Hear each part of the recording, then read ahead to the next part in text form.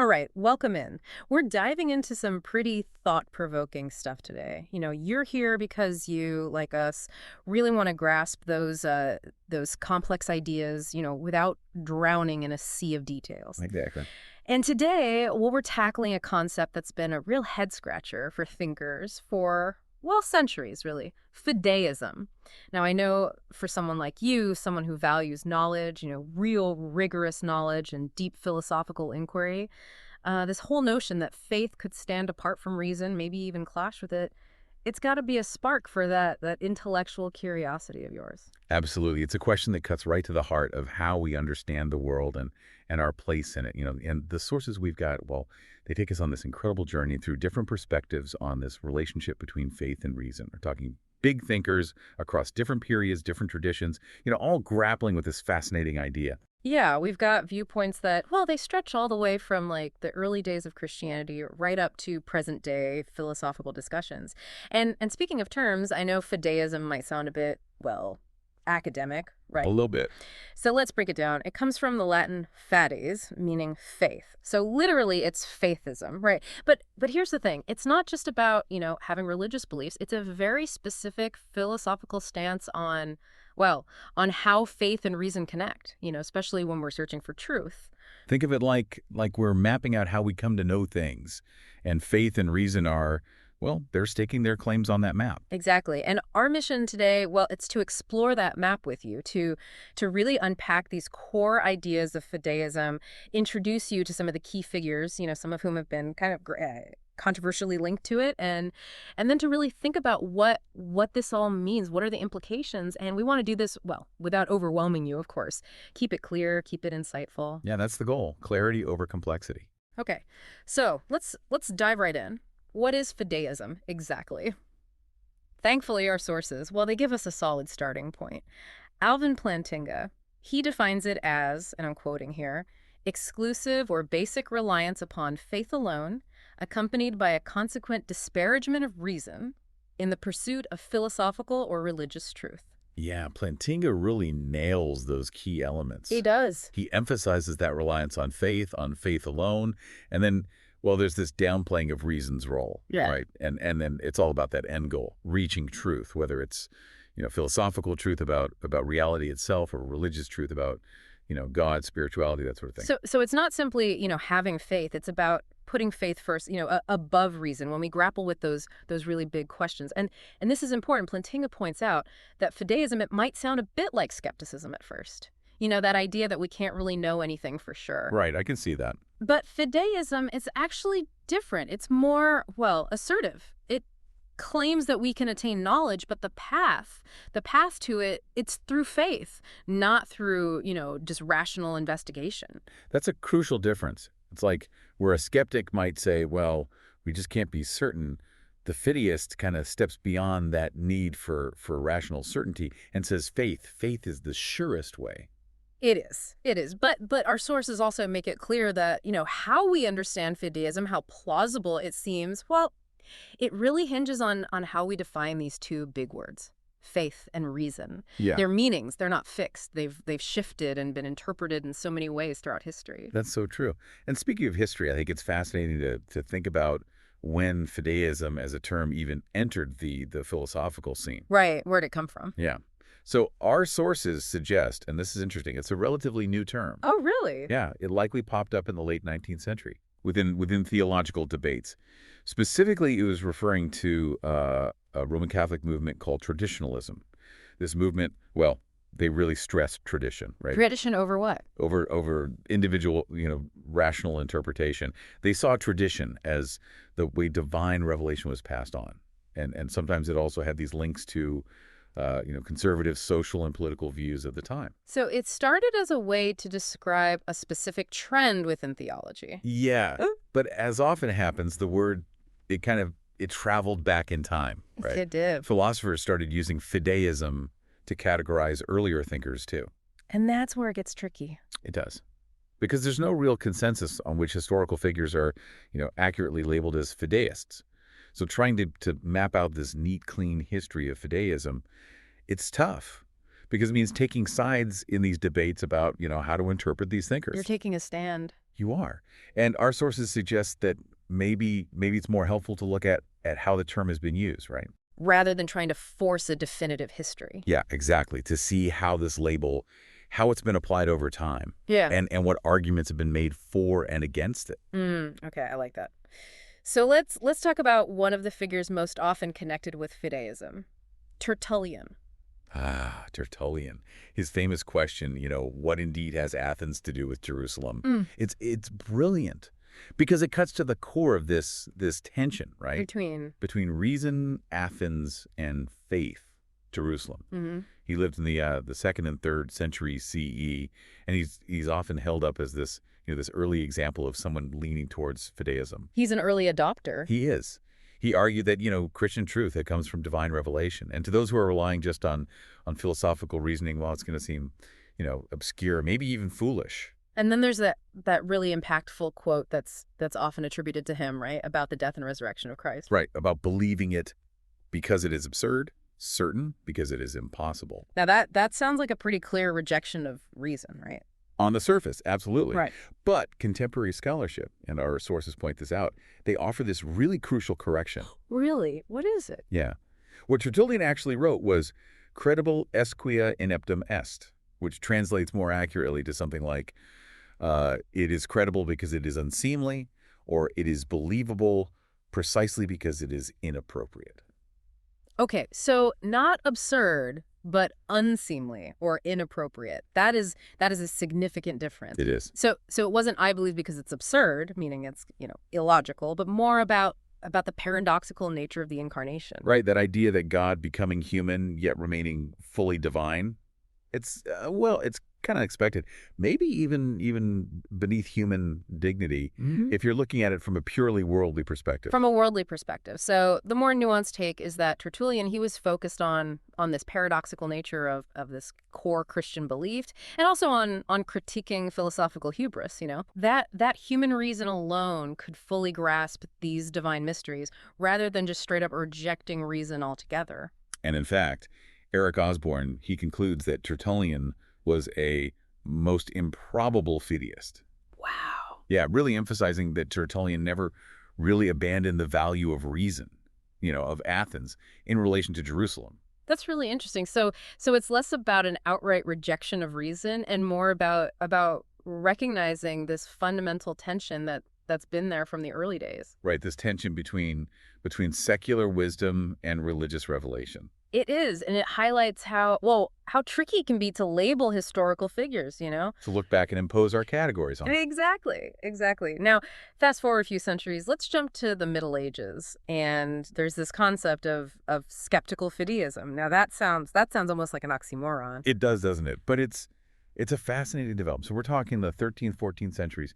There's this renewed interest in Aristotle's logic and philosophy. Big comeback for Aristotle. Huge comeback. And thinkers like Boëtius of Dacia and Sigurd of Brabant, they're faced with this challenge, right? How do you reconcile this rediscovered system with established Christian doctrine? Yeah, how do you square that circle? And their strategy, well, it was essentially to draw a line in the A sand line between. between revealed truths, the stuff they believe you could only access through faith, and then knowledge claims about the natural world, which, they saw as reason's domain. So it was like saying, okay, faith handles these truths, reason handles these truths, and they don't have to clash because they're operating in different spheres. That's it. And as Sheila Delaney points out, the main goal of this skeptical fideism, it wasn't necessarily about protecting faith itself. It was more about, well, making space for philosophy. Carving out some intellectual breathing room. Exactly. To loosen those constraints that the church might put on philosophical thinking. Delaney even calls it a declaration of independence for philosophy. It's a bold move. It is. So reason gets some autonomy, but it's still, it's a limited freedom. Right, because religious doctrine, the ultimate authority of God, that's still top dog. It's the final word. It is. Yeah. Reason can explore the natural world, but when it comes to matters of faith, it's got about a doctrine. It's got to know its place. Now, our sources also mention this idea of sin and its impact on our ability to reason. How does that fit into this fideism discussion? Oh, that's a big one. Especially in Protestant theology, we're talking Tertullian, Augustine, and then later, really big names like Martin Luther, John Calvin, Karl Barth, they all argued that, well, sin, it doesn't just damage us spiritually. It messes with our ability to think straight, too. So it's not just that reason has limitations, it's like actively been messed with. Yeah, that's the claim. And this contrasts with the Catholic tradition, which historically put more stock in natural theology, that idea that we can figure out stuff about God and morality through reason. And as we mentioned earlier, they've consistently, condemned fideism. You've got papal encyclicals from Pius X, John Paul II, Benedict XVI, all expressing concerns about how fideism could undermine reason's role in understanding faith. So we've got this internal debate, within Christianity itself. Exactly. Different perspectives on how faith and reason relate. Now let's shift gears a bit. Our sources talk about this kind of ironic twist, the strategic use of skepticism during the Counter-Reformation. Oh yeah, this is fascinating. So picture this. You've got the Protestant Reformation happening. Yeah, big upheaval. Huge. And in response, Catholic thinkers like Erasmus, Montaigne, Charon, Gassendi, they used ancient skeptical arguments to defend Catholicism. So they were using skepticism, which doubts the possibility of knowledge, to support faith. Yeah. Their logic was this. Skepticism says we can't really know anything for sure, right? Right. So it undermines any intellectual reason for becoming Protestant. So the safest bet, stay Catholic based on faith alone. So it wasn't necessarily like a burning, passionate faith, right? More like a pragmatic, well, if we can't really know, might as well stick with what we've got. Yeah. It was like a strategic retreat from reason, in Yeah. a way. And Terence Penelum, he calls this conformist fideism, which he contrasts with, that Protestant evangelical fideism, which was all about passion, personal commitment, certainty, even in the face of doubt. Two very different approaches. Totally. Now, moving on, we got to talk about Kant, Immanuel Kant. Huge figure. Absolutely massive. Hmm. How did his philosophy, how did it open the door for fideistic perspectives? So Kant, in his critical philosophy, he argued that God's existence, it's not something you can prove or disprove through pure reason, through theoretical reason. Okay. Instead, he says it's a postulate of practical reason. And by practical reason, he means? He's mostly talking about our moral experience, the inherent demands of ethics, and he really critiqued those traditional metaphysical proofs for God's existence, the ones offered by earlier philosophers. So he shifted the ground for belief. It's not about logic anymore. It's about morality. Right. It's about the necessary assumptions we made to live a moral life. While Kant himself was, a proponent of a rational, moral form of Christianity, his whole system, it kind of placed religious belief outside of what we can definitively know. He's like, science can't touch this. Exactly. And he famously said, and I love this quote, "I found it necessary to deny knowledge in order to make room for faith." He's making space for faith to operate freely. He is. And this move, it created a space where faith could exist without needing that strict rational justification. It's like it cleared a separate playing field. It did, and that's a huge turning point. It really set the stage for so many thinkers we now connect with Fideism. Let's talk Pascal. Wow. At least Pascal. Pascal. Yeah, with his incredibly profound, often very personal pensée. Deeply personal. He's essential to any discussion about fideism. He had this intense evangelical piety, and he argued famously that belief in God, you couldn't really defend it through those standard apologetic arguments. The logical proofs. Yeah, the proofs. And his reasoning was, well, God's nature, it's too vast, too infinitely incomprehensible for our finite human minds to really grasp. It's beyond our grasp. It is. He even expressed this kind of frustration with those who demanded proofs. He said, and I'm paraphrasing here, who can blame Christians for not giving reasons for their beliefs? They say it's foolishness, and then you complain they don't prove it. That's a very Pascal thing to say. It is. And he drew this sharp line between the God of the philosophers, which was this abstract intellectual concept, and the God of Abraham, Isaac, and Jacob, the God of personal biblical faith. Two very different conceptions. Absolutely. But his most famous contribution, the one everyone talks about, it's the wager. Ah, Pascal's wager. For those who haven't heard of it, what's the basic idea? All right, so Pascal says, reason alone, it can't prove or disprove God, right? Right. But we all have to choose, believe or not. And even not deciding, well, that's practically choosing not to believe. So we've got to pick a side. No sitting on the fence. Nope. And he frames this choice like a cost-benefit analysis, with, potentially infinite stakes, High stakes. the highest. So if God exists, and we believe, the potential reward is infinite eternal bliss. If God doesn't exist, well, you lose a bit of time, maybe. On the other hand, if God exists and we don't believe, infinite loss. But God doesn't exist and we don't believe, well, you gain a bit of time. So even if we say the chances of God existing are slim, the potential payoff for believing is just, it's so huge that it makes believing the more rational choice, right? From a purely self-interested perspective. That's the wager. It's about expected value, not about certainty. But of course, it's been criticized a lot. Of course it has. People say it's not very pious, to believe just for the reward. It's like a cosmic insurance policy. Right. And then there's the philosophical problem of, can we choose to believe? And if the wager works, why the Christian God? Why not, some other deity? Right. And wouldn't a truly worthy God see through that kind of calculated belief? Exactly. But even with all that, there have been attempts to reframe the wager, make it more relevant today.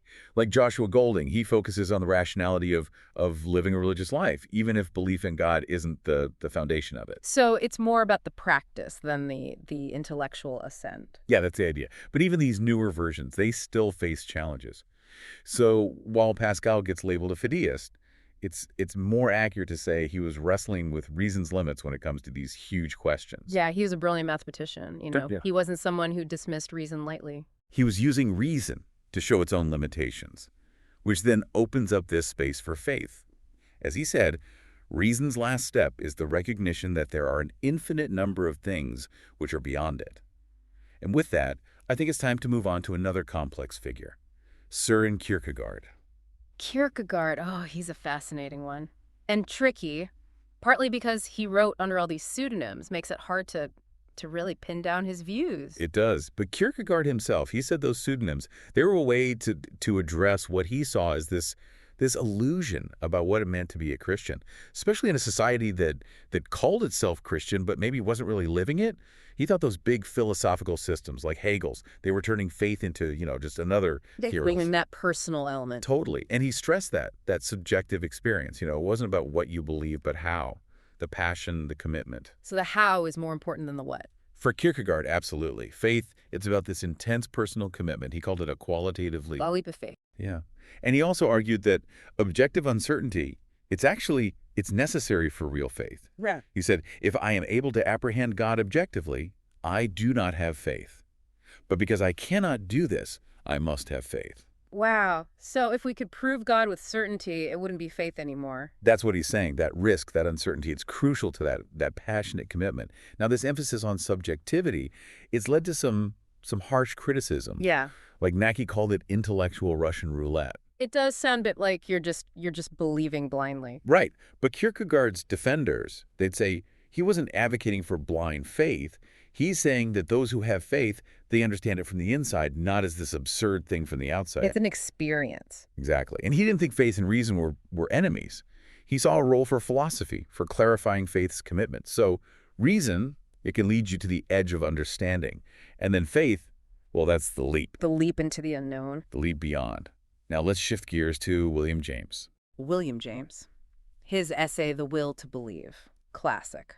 So James, he directly challenges this strict evidentialism. Yeah. This idea that it's wrong to believe anything without enough evidence. You got to have proof. You got to have proof. But James says, hold on. What about those situations where the evidence just isn't enough? Like what? He introduces this idea of a genuine option, a choice between two beliefs that are both lave for you, meaning they're both possible. Okay. They're forced, meaning you can't avoid choosing. And they're momentous, meaning the decision matters. So it's got to be real for you, you can't avoid it, and it has to matter. That's it. And he says, when we're faced with these kinds of options and reason just can't decide, well, maybe our passional nature can play a role, our hopes, fears, desires. Our gut feeling. In a way, yeah. Yeah. He pointed out that, we have these two goals when it comes to believing. Avoid being wrong and believe what's true. And science, he says, it prioritizes avoiding error. Makes sense for science. It does. But in other areas of life, like relationships, sometimes we need to believe before we have proof, to trust someone. To take a leap of faith. Yeah. And that act of believing, it can actually help make the thing we believe true. So he's applying this to religious belief. He is. He says the religious hypothesis, the idea that there's this higher eternal reality and we're better off believing in it, is one of those genuine options. And he argues that skepticism, it can be just as risky as believing in terms of potential loss. You might miss out on something good. Exactly. So he's not saying believe anything without evidence. He's saying when the intellectual scales are balanced, and it's a big decision, well, we can choose based on our needs, our aspirations. He carves out this space for faith in those situations. So reason up to a point and then... Then faith steps in. Now, how about Wittgenstein? Wittgenstein, always a fascinating but complex one. The most complex. And his connection to Fideism, it's really debated. It is. So his later philosophy, with its emphasis on meaning is use and language games, it's given rise to what some call Wittgensteinian Fideism. And what does that mean, exactly? Well, this interpretation, it sees religion as its own little system of meaning with its own logic, kind of separate from everything else. Its own little world. Yeah. And they argue that religious language, religious practices, well, you can only understand them if you're in the game, in that specific language game. You gotta be a player. You do. Huh? Richard Bell, he uses this analogy of separate speech worlds. Isolated from each other. Right. But many Wittgenstein scholars, they push back hard against this fideistic reading. They disagree. Yeah. While Wittgenstein, he did talk about the diversity of language use, he also talked about the connections, the overlaps.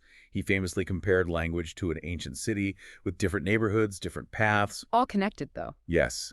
And it's important to remember the term Wittgensteinian fideism, it actually got popular before some of Wittgenstein's key writings on religion were even published. So it was based on an incomplete picture. Exactly. And even Kai Nielsen, the guy who coined the term, he later said it might be a misrepresentation of Wittgenstein's own views. D.Z. Phillips, a big Wittgenstein scholar, he rejected the fideism label too. He argued that, yeah, Wittgensteinians, they deny certain kinds of connections, certain criticisms, but not all of them. Okay, so what kinds are they denying? The ones based on a misunderstanding of religious language, religious belief. Phillips, he emphasized the unity of discourse, how even religious beliefs, they're tied to, well, to the rest of life. So the fideism label, it might be more about the critic's perspective than Wittgenstein himself. That's a good point. And it leads to a bigger point. Fideism is rarely a self-applied label. It's usually used as a criticism, like relativism or anti-realism. It's a way to dismiss a viewpoint. Often, yeah. And our sources bring up David Hume, the skeptic. They talk about how theological skepticism can lead to unbelief. And they quote Hume, who says, "Our most holy religion is founded on faith, not on reason. And whoever believes it to the exclusion of philosophy will be a fanatic and maybe lead into the grossest absurdities." And then he adds this jab. "Whoever is moved by faith to assent to it, he is conscious of a continued miracle in his own person, which subverts all the principles of his understanding and gives him a determination to believe what is most contrary to custom and experience." He's being pretty sarcastic there. Oh, yeah. So this idea of fideism as a category, it really emerges alongside secular rationality, where God goes from being the starting point to something that needs to be argued for. Right. And the meaning of faith itself changes. It goes from this broad sense of trust and commitment to, belief without evidence, which in the age of reason, well, that looks like irrationality. But those labeled fideists, they probably disagree with that narrow definition of reason, right? Absolutely. Yeah. And you also have theological critiques of natural theology, like Karl Barth. He argued that Christians trying to prove God through reason is not just pointless, it's actually wrong. So from his perspective, it's a lack of faith. A lack of faith, a reliance on human understanding instead of revelation. And the point those labeled fideists often make is that their objection isn't to reason itself, but to this strict evidentialism. That idea that belief is only rational if there's, hard evidence for it. So not all reason is bad reason. Exactly. Now, this leads us to a seemingly contradictory idea. Rational fideism sounds impossible, right? Yeah. But there are philosophers today who are trying to reclaim that term. Rational fideism. Yeah. C. Stephen Evans, in his book, Faith Beyond Reason, he talks about responsible fideism. He argues that faith steps in where reason reaches its limits. He acknowledges reason's role, but says faith operates beyond reason, not necessarily against it. Okay. And we also have John Bishop. He proposes something he calls, and I love this, modest, moral, coherentist, supra-evidential fideism in his book, Believing by Faith. Quite a mouthful. It is. But it's interesting. He draws on William James Starts with this idea of evidential ambiguity. The evidence we have, well, it could support theism or atheism, but doesn't definitively prove either. So he argues that it's morally okay, under certain conditions, to have these doxastic faith ventures, basically choosing to live as if God exists, even without that hard proof. So you're taking a gamble. Kind of, yeah. But he's careful to say this is super-evidential, meaning it goes beyond the evidence, not counter-evidential, meaning against it. And what's interesting is, Bishop, he focuses on the ethics of belief. Whether it's morally right to believe? Right, whereas Evans, he's more concerned with, the knowledge part of it. Bishop even suggests that some form of fideism might be unavoidable for anyone who really thinks about their beliefs, especially given certain epistemologies. And he sees fideism as a response to modern thought, like the dominance of rational empiricism. Okay. And then there's Duncan Pritchard. He talks about quasi-fideism, but he actually rejects the term fideism because he thinks it unfairly implies that religious beliefs are, well, irrational. Yeah, he's got a problem with the baggage that term carries. It does have some baggage. It does. And he argues that all beliefs, at their core, they rely on these hinge commitments, assumptions we just accept without needing further proof. Things we take for granted. Exactly. Sure. He gets this from Wittgenstein's later work on certainty. And Wittgenstein, he called these hinge propositions. They're like the unmovable foundation for everything else. They're bedrock. They are. And Pritchard's point is that religious belief, it's not unique in relying on these hinges. So we shouldn't single it out as irrational. He says it can still be rational, depending on how those hinges fit within your whole system of beliefs. So for him, faith, in a very basic sense, it underpins everything we believe, not just religious stuff. That's his argument. Now, for a contrasting view, we have Quentin Meillassoux. Yeah. He criticizes fideism. And he does this by arguing against any limits to reason. Okay. He wants to challenge religious theism by saying, look, it doesn't get this special untouchable zone. So reason can explore anything. Anything. And he targets what he calls correlationism, this idea coming from Kant that our thinking and being are, well, they're linked. We can never access reality totally independently of our thoughts. So we're trapped in our own minds, in a way. Kind of, yeah. And Meillassoux sees this as a dogma. He says it limits reason and opens up this space for what he calls irrational discourses about the absolute, like religion. So by limiting reason, you're actually making room for irrationality. That's his argument. And he even says that strong correlationism is merely the other name for fideism. Because when you restrict reason to just what's correlated with thought, well, you're handing over the absolute to religion. And Meillassoux, he tries to reopen access to the great outdoors, to the things in themselves, mostly through math and this idea of ancestrality, which deals with stuff that happened before human consciousness even existed. He rejects any notion of a necessary being, and he proposes this principle of unreason, which basically says contingency is absolute. So everything is ultimately contingent. That's his view. Now, he does want to bring the concept of God back into philosophy, but it's a God whose in existence is also contingent. It's a very different conception.